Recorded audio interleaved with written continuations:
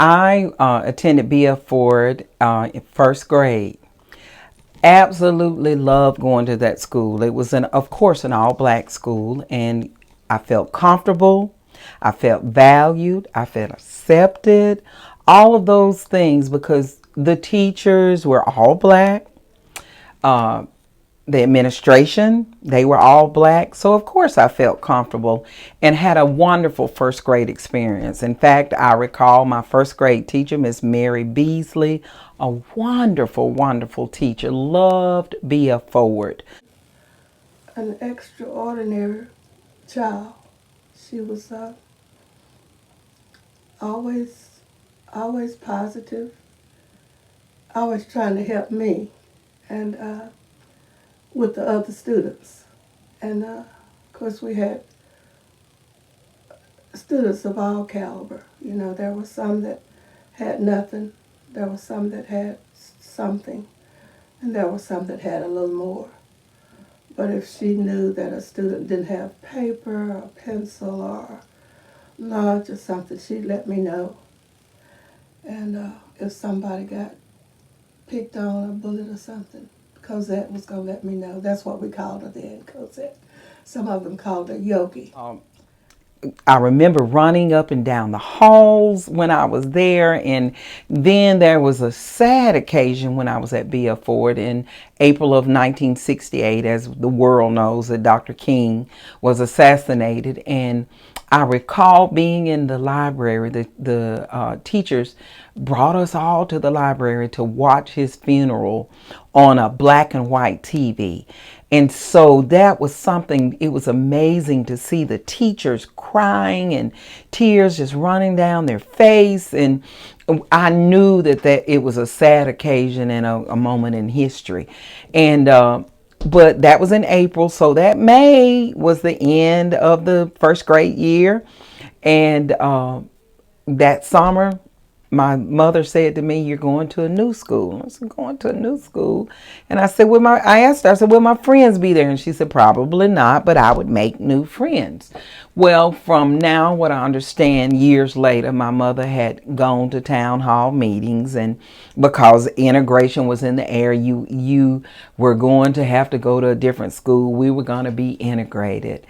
And my mother had gone to town hall meetings, and at that time she knew that the parents just weren't, the white parents weren't ready. And what happened was I lived close to Sherman in Blue Springs, in the city of Blue Springs, in the Red Hill community. It was a neighborhood of black families, progressive black families. And we lived on, as I said, near Sherman. Well, when integration occurred, you had to go to the school that was closest to where you lived. And of course, in Union County, there were 4 county schools and there was a city school, W.P. Daniel. Well, of course, I lived, if you will, in the country. And so East Union was close to where we lived. So that's where I had to go. Most of my black friends, a lot of them lived in the city, so they got to go to W.P. Daniel. And it was quite a number of them that went to W.P. Daniel. There were those who went to Ingomar, and there were those who went to Myrtle and West Union. But at East Union, where I lived, there wasn't that many black students. And well, let me put it this way. There were a lot of black students, but we were all in different grades. So if you weren't in the same grade, when you went into the school, you were most of the time the only black kid in the classroom. And so my mom, again, back to my mom, who only had an 8th grade education. I love to tell that because she was one of the smartest women that I've ever known. And she had gone to those town hall meetings, knew the parents weren't ready. And so one of the things that mother did that summer was, I knew my name, but she wanted to make sure I knew my name. And so she asked me every day, "What is your name?" And I would say, my name is Cosette Juanita Gamble. And then, as all kids, I'd say, Mama, now, you know my name. What is your name? And so I would have to tell her my name every day. My name is Cosette Juanita Gambrell. And then also, of course, it was summer. And so my mom always played with me. That was our playtime. We always played together. My mother, no matter what was going on, she would always give me some time, even though she had worked hard all day. But this particular summer, she always answered when I said, Mama, we're going to play. She'd answer by saying, no, no, not today. I want you to sit over there and read your books. I had no idea that she was preparing me for what I would face in the second grade. Again, as I said, she knew the parents weren't ready. So guess what? All of us as parents, our children pick up on what we think and what we believe. And so Mama said she knew that there was going to be some trouble at the school for me as a student. And so she said, as I said, I had to know my name and then read. And so all of a sudden, it's August. And the night before school, my mama said to me, she said, now you're going to meet some new children. She said, the only difference is your skin is brown and theirs is white, but you're all special children. And I said, okay, Mama. And so we go to school and Mama, we walk hand in hand down the hall. And Mama leaves me in the second grade with me being the only black girl there at the time. Months later, some people from W.P. Daniel transferred to East Union. And so there was another young black girl in my class. But in the beginning, no. So anyway, my mama said to the teacher, said, when Juanita's on the playground, would you allow her to carry her little satchel of books with her? And the teacher said, of course, Miss Joyce McNutt. I will never forget her. She was this sweet, sweet woman who embraced me just like Miss Beasley did. This woman embraced me. Had she not been the type of teacher she was, I shudder to think what my outcome might have been in life. But anyway, so Miss McNutt told my mama, said, of course, she can take her books with her. So Mama said she knew, later on she explained to me that she knew that I would be fine in the classroom, but out on the playground is where things would happen. And sure enough, when I got on that playground for recess, I think we had like a 30-minute recess. Anyway, when I got on that playground, the kids let loose and began calling me vicious, ugly, hurtful names. But the beauty of this is my mother never once told me that I would be called any name. She never put any ugly name in my brain that would say I would be called that. But she gave me my identity, my name, who I am. And so when those kids started calling me those names, I looked at them like, what? That's not my name. My name is Cosette Juanita Gambrell. And so this happened constantly. And then, of course, as any child would do, they want to play. I'm a child. I want to play on the playground. Because remember, at B.F. Ford, that's what we did. All of the kids ran and played at the school. And so I'm a child. I want to play with the kids. And so I get on, I go to the playground, to the merry-go-round that they had, and I get on it, and every white child gets off the merry-go-round. They didn't want to play with me, but that didn't hinder me at all, because I thought, oh, it's okay. So I went and asked Miss McNutt for my satchel of books, and just sit down in the corner and read. That's what I did. But my mother prepared me for that.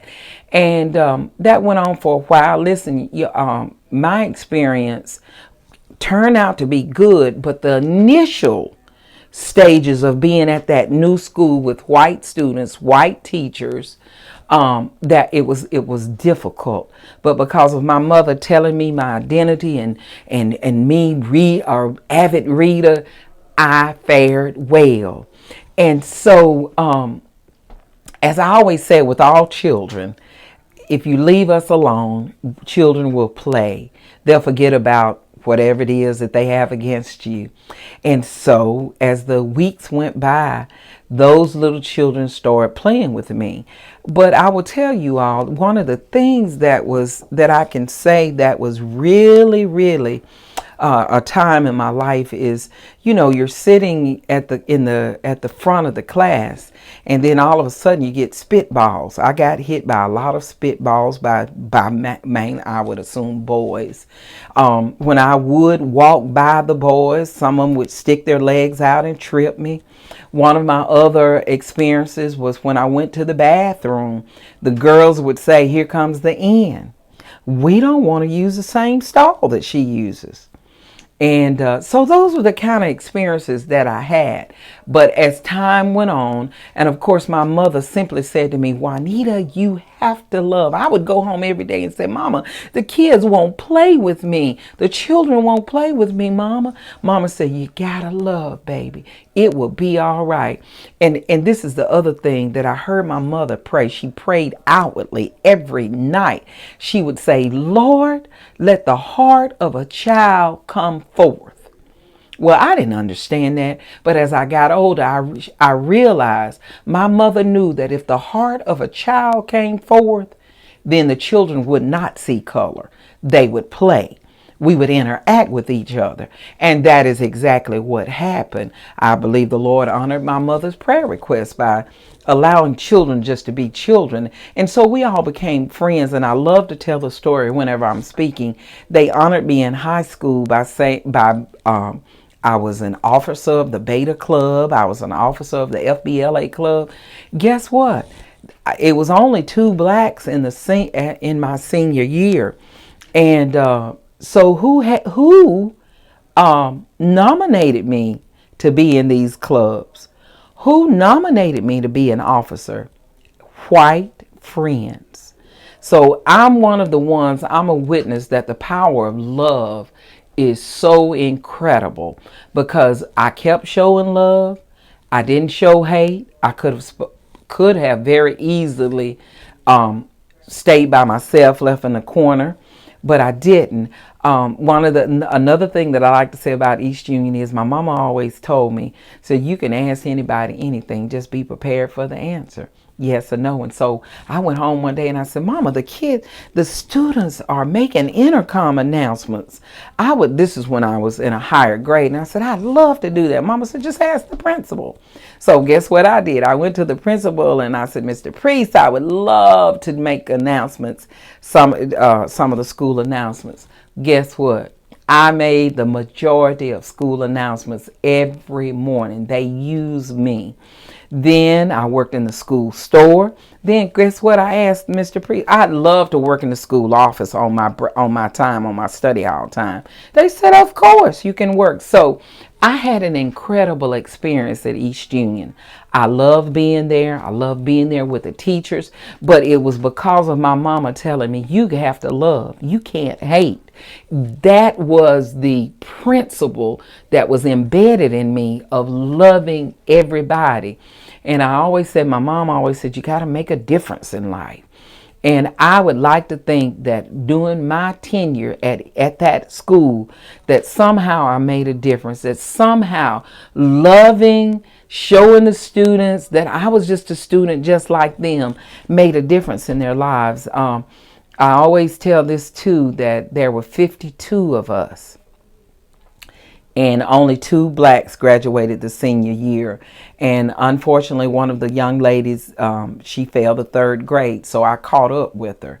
That's how it was 2 blacks to graduate in a class of 52 in '79. But it was a great opportunity being at East Union. It was difficult days. In fact, when I tell my story, I've had a lot of people come up to me afterwards and say, "That was not my experience when we went to whatever school it was in Union County." They all had different experiences, but thank God I had a great experience. And then guess what happened? I started sharing my story, started telling this story about love. And a businessman in Tupelo said to me, "Juanita, that story should be in a book. And I said, I don't know anything about publishing a book. And he said, well, I know a lady. Her name is Sarah Berry. He said, I'm going to give her a call. Well, Sarah Berry is an author and publisher in her own right. Sarah was a former school teacher. So she listened to my story, and Sarah is the one that put the words in the book in children's book form. And from my story. So we collaborated on it. And what I think is so beautiful about that story, God paired me up with a white woman. How incredible to share my story, and it was a white and a black woman collaborating on the summer of 1969. So that book was born. I've been able to share it. And then the incredible thing about that is another businessman said, Juanita, that book ought to be in the schools given to second graders, since this was your second grade story. This man sent letters to people all over Northeast Mississippi and said, would you donate monies to buy books, to purchase books, to put into the schools?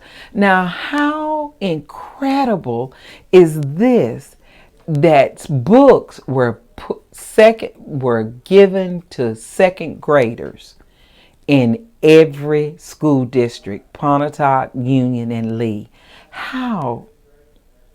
I would say it came full circle that the school that I left, B.F. Ford, went to East Union in Union County, and then because of this businessman, people donated monies, and to date we've given over 6,000 books away, and they all every second grader that particular year was able to take one of our books home with them to read and to enjoy.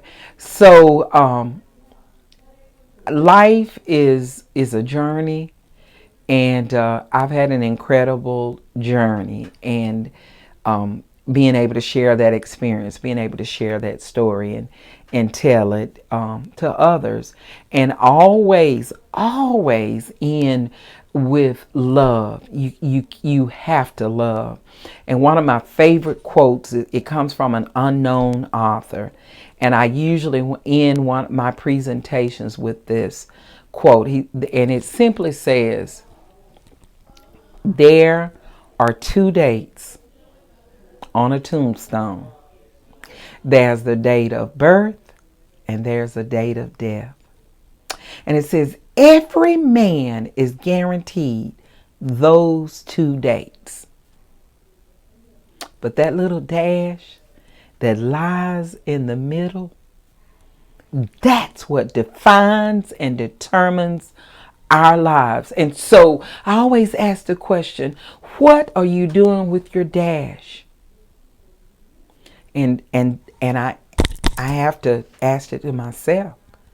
What am I doing with my dash? Did I make a difference? Have I shared my mother's story about love? Have I tried to convince people it's all about love? It's about making a difference in the lives of others. And every now and then I have to think about my dash. What am I doing with it? I don't know why I hadn't heard about this one. Summer of 1969. Wow. Goodness. And that reminds me of Cosette. Oh, that looks just like her. My goodness. Those legs. Oh my goodness. I am so proud of her. Bernice Wade Gamble. This is just a joy. This is just, oh my goodness. Cosette Juanita Gamble, I calmly did say. Then she gave me a hug and sent me back out to play. Oh, I am so It's proud beautiful. of this. It is. She was some kind of a student. She was just so grown up. Wow. I am so proud of this child. Martin Luther King Jr. Oh My Lord. Oh, there she is. Oh, that is her. Lord, now the little girl, she looks just like Cosette did when she was first grade. Just like her. This is just wonderful. Oh, I'm so proud of this child. My Lord, what a blessing. Oh, she was really something. And I'll tell you this little thing to keep. Miss Spikes was my next door teacher. Was the teacher next door to me. And she whispered to me one day, she said, Miss Beasley, don't ever let me have to go to Miss Spikes' room. I won't ever forget that. I keep that in. And when I think of it, I haven't told many people about that. But Miss Spikes was very loud and very, she'd get excited. A good teacher now. She made those kids, I mean, she had some good students. But now she was a sight. Yeah, Cosette. I won't ever forget this child. Oh.